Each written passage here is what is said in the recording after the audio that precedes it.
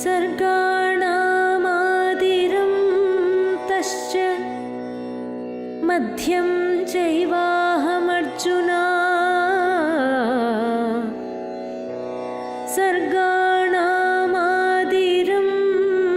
तश्च मध्यं चैवाहमर्जुना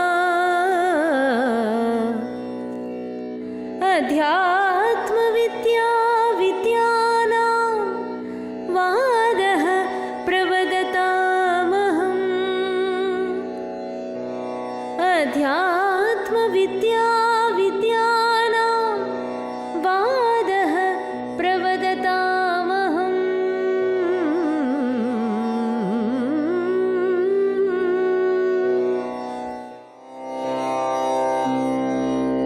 वेदाहं समतीतानि वर्तमानानि चार्जुन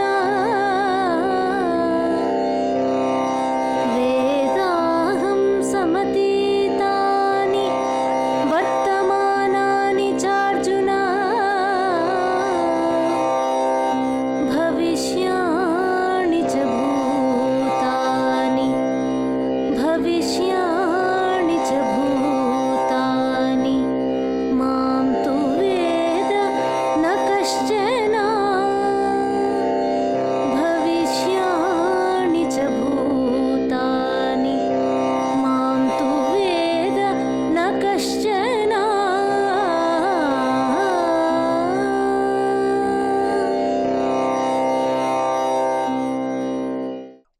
ओम शांति।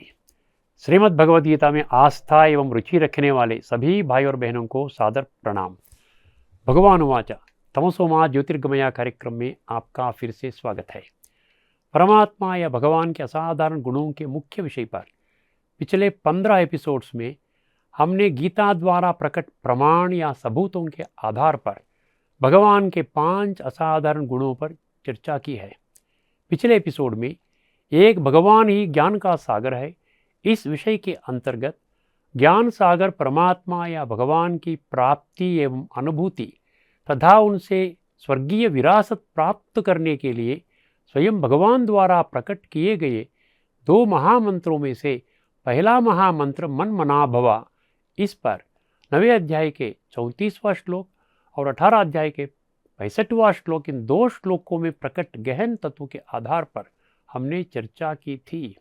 इस एपिसोड में वही महत्वपूर्ण टॉपिक के अंतर्गत 11वें भाग के रूप में वही विषय पर मामेकम शरणम व्रजा नामक दूसरे महामंत्र द्वारा प्रकट किए गए गहन तत्व पर 2 अद्भुत एवं अद्वितीय श्लोक के आधार से व्यापक रूप से चर्चा करने जा रहे हैं। गीता प्रेमियों एवं गीता प्रचारकों को विशेष ध्यान देना चाहिए। हम पहले ही 15वें एपिसोड में इस मामेकम शरणम व्रजा महामंत्र पर चर्चा कर चुके हैं। आश्चर्य की बात तो यह है कि मामेकम शरणम व्रजा यह महामंत्र जो गीता में स्वयं भगवान ने स्पष्ट रूप से प्रकट किया है, उसे गीता को कई बार पठन पारायण श्रवण और प्रचार करने वालों ने भी 100% नज़रअंदाज किया है। मामेकम शरणम व्रजा गीता के माध्यम से स्वयं भगवान द्वारा प्रकट किए गए इस दूसरे महामंत्र में भी गहन तत्व समाहित है, जो बुद्धि नेत्र को जागृत कर लेते हैं और सत्य तर्क एवं साधारण बुद्धि अर्थात truth logic and common sense के आधार पर इस महामंत्र के वास्तविक अर्थ को समझ लेते हैं। वे निश्चित रूप से परमात्मा या भगवान को प्राप्त एवं अनुभव कर सकते हैं। 145 देशों में विभिन्न धर्म या संप्रदायों से संबंधित 20 लाख ब्रह्मकुमारी साधक इस अनुभव के प्रत्यक्ष गवाह हैं। वे इस सच्चाई को जानते हुए अपने जीवन को परिपूर्ण बनाने के कार्य में लगे हुए हैं। चाहे कोई माने या ना माने, यह निर्विवाद एवं अकाट्य सत्य है। कोई भी इस बात की सच्चाई को जानना चाहते हैं, वे अपने नज़दीकी ब्रह्मकुमारी सेवा केंद्र से संपर्क कर सकते हैं। मामेकम शरणम व्रज महामंत्र इस सच्चाई को सरल रूप से स्पष्ट करता है। कि मुझ परमात्मा या भगवान की ही शरण लेनी चाहिए।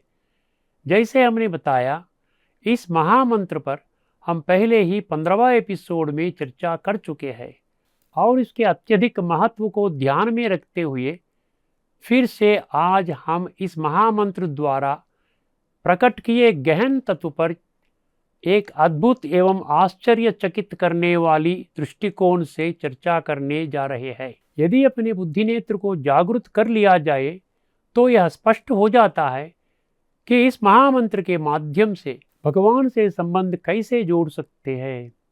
पिछले एपिसोड में हमने मंत्र शब्द की परिभाषा को समझने के लिए चैट जीपीटी, गूगल एवं प्रतिष्ठित आध्यात्मिक गुरुओं ने इस मंत्र के बारे में क्या कहा है, इस पर विस्तार से चर्चा की गई है।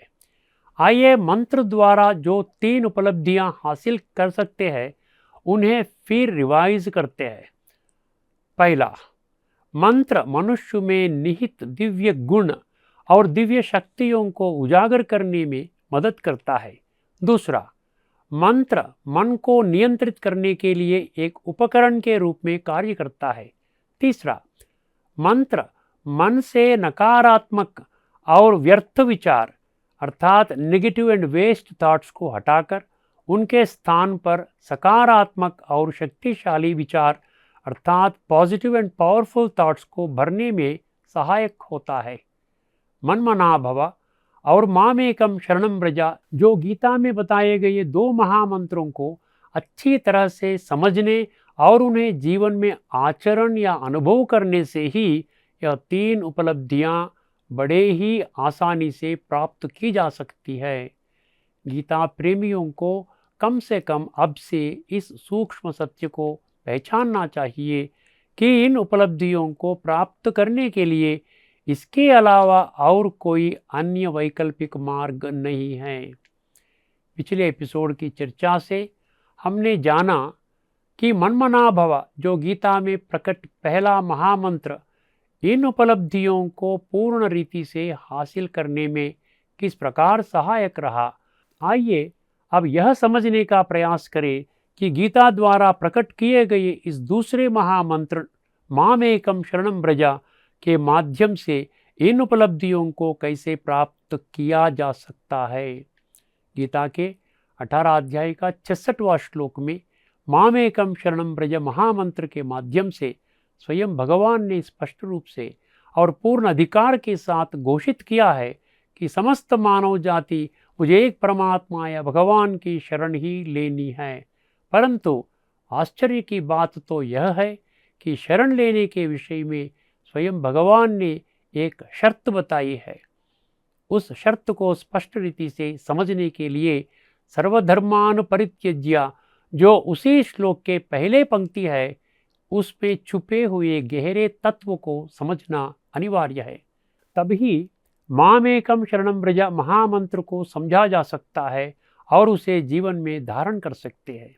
इन 2 पंक्तियों में व्यक्त गहरे तत्व को समझने से मामला स्पष्ट हो जाता है। भगवान उवाच जो लोग मुझ परमात्मा या भगवान का शरण लेना चाहते हैं उन्हें पहले सर्व धर्मों को त्यजना अर्थात छोड़ना होगा।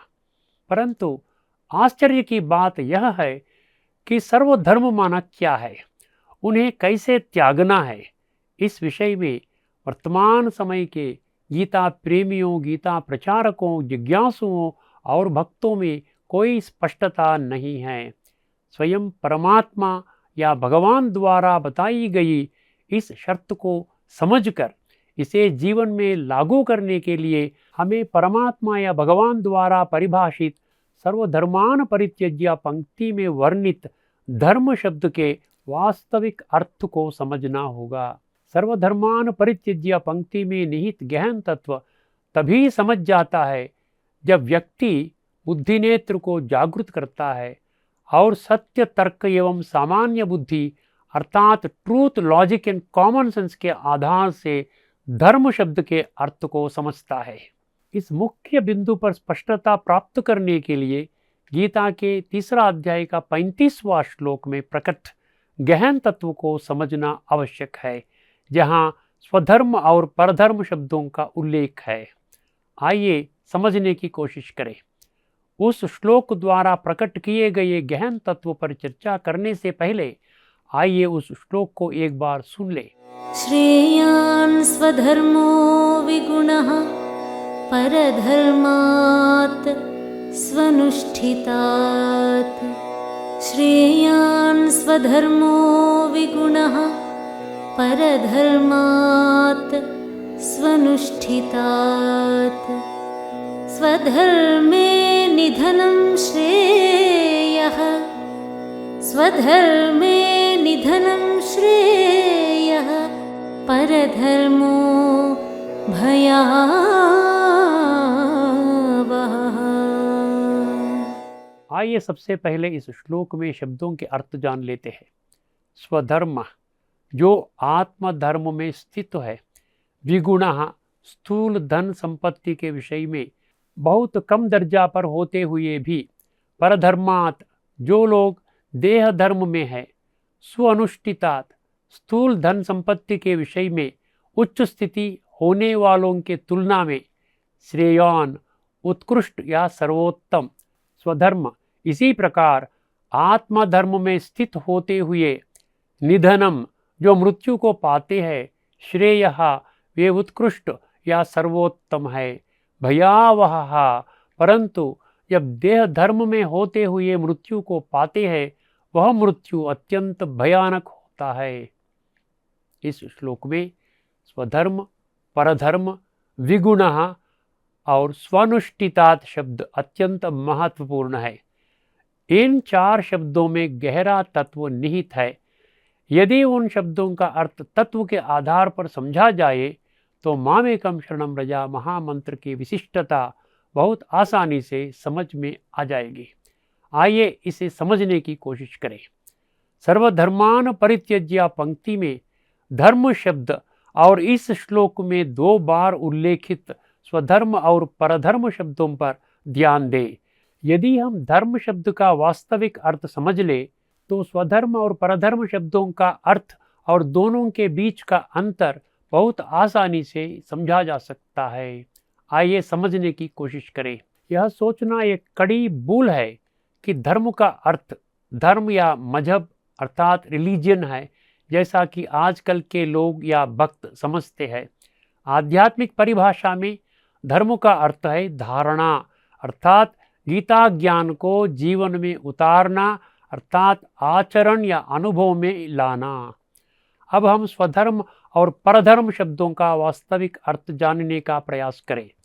इसके लिए जैसा कि हम पहले ही कई बार आपके ध्यान में ला चुके हैं, हमें 10वें अध्याय का 32वां श्लोक में अध्यात्म विद्या विद्यानाम पंक्ति द्वारा प्रकट किए गए गहरे तत्व को समझने की आवश्यकता है। तभी यह रहस्यमय सत्य निश्चित रूप से स्थापित हो सकेगा कि वर्तमान में इस ग्रह पर रहने वाले 800 करोड़ मनुष्यों का व्यक्तित्व 2 स्वतंत्र व्यवस्थाओं से बना है, एक अविनाशी आत्मा और दूसरा विनाशी शरीर। इन दोनों व्यवस्थाओं के संयोजन के कारण ही आध्यात्मिक जगत में लोगों को जीवात्माएं या ह्यूमन बीइंग्स कहा जाता है। स्वधर्म का अर्थ है आत्मधर्म। व्यक्ति को यह स्पष्ट रूप से समझना चाहिए कि आत्मधर्म का अर्थ क्या है।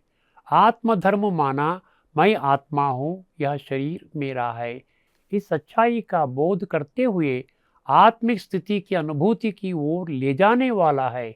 ऐसे अनुभव करने वाले लोग ही परमात्मा या भगवान द्वारा आत्मा में अंतर्निहित 26 दिव्य गुणों का अनुभव कर सकते हैं।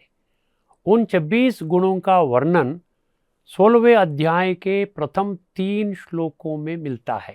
16वां अध्याय 3रा श्लोक की भवन्ति संपदम दैवीम अभिजातस्य भारत और वही अध्याय के 5वां श्लोक की माशुचः संपदम दैवीम अभिजातो असि पांडवा। इन 2 पंक्तियां इस रहस्यमय सत्य की स्पष्ट रूप से पुष्टि करती है कि ये 26 दैवी गुण इस ग्रह पर हरेक मानवात्मा में अंतर्निहित है। इन दैवी गुणों का अनुभव करके स्वधर्म में रहने वाले लोग सबसे आसानी से और स्वाभाविक रूप से इस सत्य को पहचान सकते हैं और सहमत भी हो सकते हैं कि परमात्मा या भगवान सर्व मनुष्य आत्माओं के लिए एक है।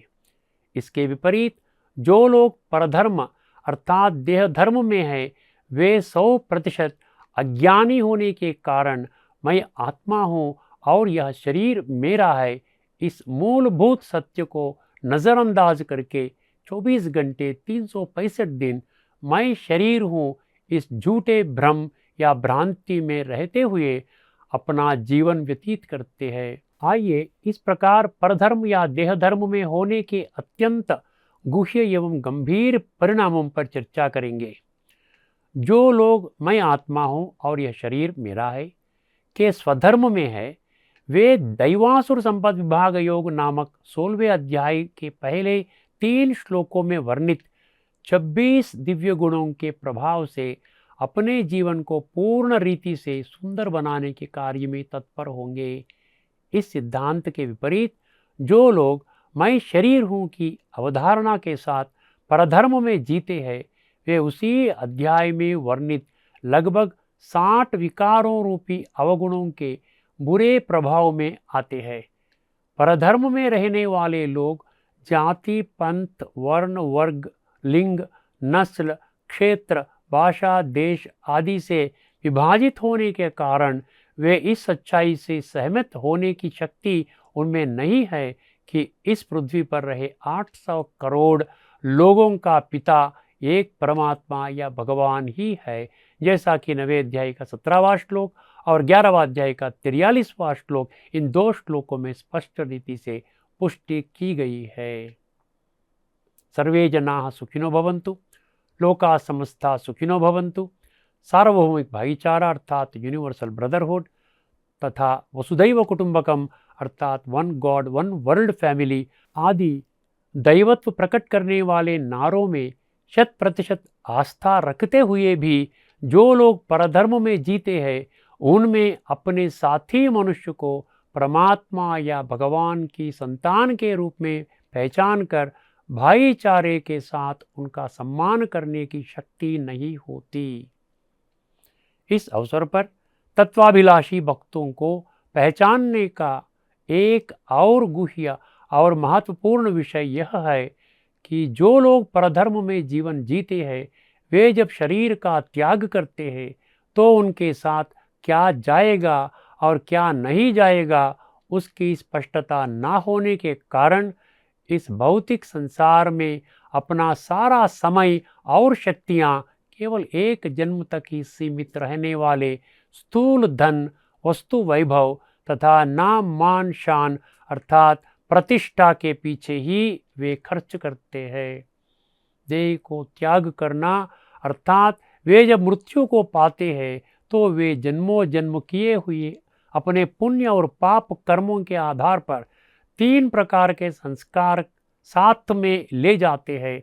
वे 3 प्रकार अर्थात सात्विक, राजसिक और तामसिक संस्कार आत्मा में अपने कर्मों की गुणवत्ता के अनुसार जमा होते हैं।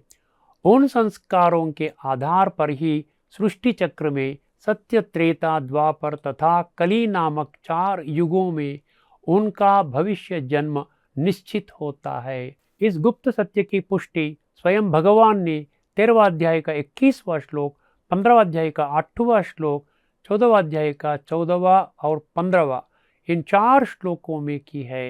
हालांकि जो लोग परधर्म में है वे 100% अंधविश्वास में रहने का कारण इस सूक्ष्म सत्य को नज़रअंदाज कर दिया जाता है। देह को त्यागने के समय उनकी मनस्थिति अत्यंत भयानक होगी, जैसा कि भगवान स्वयं परधर्मो निधनम भयावह पंक्ति के माध्यम से चेतावनी दे है। यह चेतावनी इस बात की पुष्टि करती है कि जो लोग परधर्म में हैं वे न तो जीवित रहते समय न ही मृत्यु के बाद सुख शांति का अनुभव कर सकते हैं।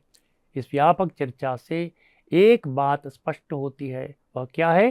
स्वधर्म या आत्मधर्म सभी मानव जाति को परमात्मा या भगवान के करीब लाता है, जबकि परधर्म या देह धर्म लोगों को भगवान से दूर ले जाता है। अब आइए इस श्लोक में विगुणः और स्वनुष्ठितात् शब्दों में प्रकट हुए गहन तत्व को समझने का प्रयास करें। इसके लिए आइए हम गीता के अध्याय 14, 17 और 18 इन 3 अध्यायों में वर्णित त्रिगुणों के ज्ञान को संक्षेप में समझने का प्रयास करें। जैसा कि 14वां अध्याय का 5वां श्लोक की सत्वम रजस्तमिति गुणाः प्रकृति संभवाः पंक्ति स्पष्ट रूप से पुष्टि करती है कि जो कोई भी प्रकृति अर्थात भौतिक विनाशकारी शरीर धारण करता है वह निश्चित रूप से त्रिगुण अर्थात सात्विक, राजसिक और तामसिक के प्रभाव में आएगा। यह सिद्धांत आज इस ब्रह्मांड के 800 करोड़ मनुष्यों पर लागू होता है। यहाँ ध्यान देने योग्य सबसे गहरी और महत्वपूर्ण बात यह है कि जो लोग परधर्म या देह धर्म में है वे 100% त्रिगुण के प्रभाव में आते हैं। जो लोग स्वधर्म या आत्मधर्म में है वे त्रिगुणों के प्रभाव में नहीं आते हैं, क्योंकि वे आत्मिक स्थिति का अनुभव करने में सक्षम होते हैं। विगुणः शब्द उन लोगों के व्यक्तित्व को संदर्भित करता है जो स्वधर्म में रहने का कारण त्रिगुणों के प्रभाव से परे रहते हैं। वे भौतिक जगत में स्थूल संपत्ति, वस्तु वैभव, नाम मान शान आदि कमाने के पीछे नहीं लगते हैं जो नाशवान है और केवल एक जन्म तक ही सीमित है। वे आत्मधर्म में स्थित होने का कारण राजयोग की प्रक्रिया के माध्यम से आत्मा में निक्षिप्त तामसिक संस्कारों को सात्विक में परिवर्तित करने में रहेंगे और जल्द ही इस पृथ्वी पर स्थापित होने वाला स्वर्ग नामक सत्य त्रेता युग में उत्कृष्ट जन्म लेने की योग्यता प्राप्त करेंगे। इसके विपरीत स्वनुष्ठितात् शब्द परधर्म में रहने वाले मनुष्यों की व्यक्तित्व को संदर्भित करता है। वे अपने समय, संपत्ति और शक्तियों को जीवन भर स्थूल धन, वस्तु वैभव, नाम मान शान, प्रतिष्ठा आदि की तलाश में खर्च करते हैं जो नाशवान है और केवल एक जन्म तक ही सीमित है। लेकिन जन्मों जन्म का विकर्मों का फल आत्मा में संचित तामसिक संस्कारों को सात्विक में बदलने की बात को कोई प्राथमिकता नहीं देते हैं। मृत्यु के समय उनके संस्कार तामसिक होने का कारण आने वाली सत्य त्रेता युग में उनका प्रवेश वर्जित है। इस व्यापक चर्चा से यह स्पष्ट होता है कि इन दोनों प्रकार के मनुष्यों में से कौन अच्छा या श्रेष्ठ है। परधर्म में रहने वालों की तुलना में स्वधर्म में रहने वालों को 2 अलग अलग फायदे मिलते हैं। पहला फायदा, वर्तमान के इस अंतिम जन्म में 26 दिव्य गुणों से सुशोभित होकर अनुनित्य परमात्मा या भगवान के साहचर्य का अनुभव करते हैं और सदा आत्मानंद का अनुभव करते हैं। और दूसरा फायदा, देह को त्यागने के बाद भी आने वाले सत्य त्रेता युग में श्रेष्ठ जन्म लेते हैं। इसके विपरीत जो लोग परधर्म यानी देह धर्म में है वे इन दोनों प्राप्तियों से वंचित रहते हैं। यदि इन गुप्त सत्यों को ध्यान में रखा जाए तो इस श्लोक में प्रकट तत्व सबसे आसानी से समझ सकते हैं। भगवान वाच, स्थूल या भौतिक संपत्ति, वस्तु वैभव और नाम मान प्रतिष्ठा में लिप्त परधर्म अर्थात 24 घंटे 365 दिन मैं शरीर हूँ के भ्रम या भ्रांति के अधीन लोगों की तुलना में जो बिना किसी स्थूल संपत्ति, वस्तु वैभव और प्रतिष्ठा के स्वधर्म अर्थात मैं आत्मा हूँ और यह शरीर मेरा है, जो स्वयं को वास्तविक स्थिति का अनुभव करते हैं वे श्रेष्ठ और उत्तम है। इसी प्रकार इस धरती पर अंतिम सांस लेने के समय यानी मृत्यु पाने का समय जो लोग परधर्म अर्थात देह धर्म में होते हैं उन लोगों के तुलना में स्वधर्म अर्थात आत्मधर्म में स्थित होकर देह त्याग करने वाले ही श्रेष्ठ या उत्तम है, क्योंकि वे संस्कार परिवर्तन के माध्यम से आत्मशुद्धि करने का कार्य को सर्वोच्च प्राथमिकता देते हैं ताकि वे आने वाले स्वर्ग में प्रवेश करने के योग्यता प्राप्त कर सके। इसके विरुद्ध परधर्म में अपने शरीर का त्याग करने वालों की मृत्यु अत्यंत भयानक होती है। इस व्यापक चर्चा को ध्यान में रखते हुए 18 अध्याय का 66वां श्लोक में मामेकम शरणम व्रजा पंक्ति द्वारा प्रकट किया गया दूसरा महामंत्र बिल्कुल स्पष्ट हो जाता है। पहले एक बार वो श्लोक सुन लेते हैं। सर्वधर्मान् परित्यज्य मामेकं शरणं व्रज। सर्वधर्मान् परित्यज्य मामेकं शरणं व्रज। अहं त्वा सर्वपापेभ्यो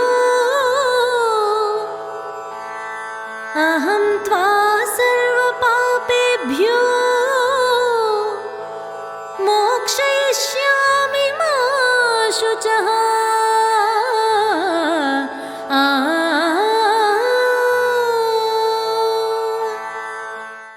सबसे पहले इस श्लोक में शब्दों का अर्थ जान लेते हैं। सर्वधर्मान सभी देह धर्मों को परित्यज्य त्याग करना अर्थात छोड़ना, माम एकम समस्त मानव जाति को मुझे एक परमात्मा या भगवान का शरणम व्रजा शरण लेना, अहम मैं त्वा आपका सर्व सभी पापेभ्यः पाप कर्मों के फल से मोक्षयिष्यामि मुक्त कर दूंगा, मा शुचः शोक मत करो। इस श्लोक में सर्वधर्मान परित्यज्य और मामेकम शरणम व्रजा पंक्तियां सबसे महत्वपूर्ण है। आइए समझने की कोशिश करें। आइए सबसे पहले माम एकम शरणम व्रजा पंक्ति पर विचार करें। इस पंक्ति का अर्थ है कि आज इस धरती पर 800 करोड़ लोगों के लिए मैं ही एकमात्र भगवान हूँ, अतः सभी को मेरी शरण ही लेनी चाहिए।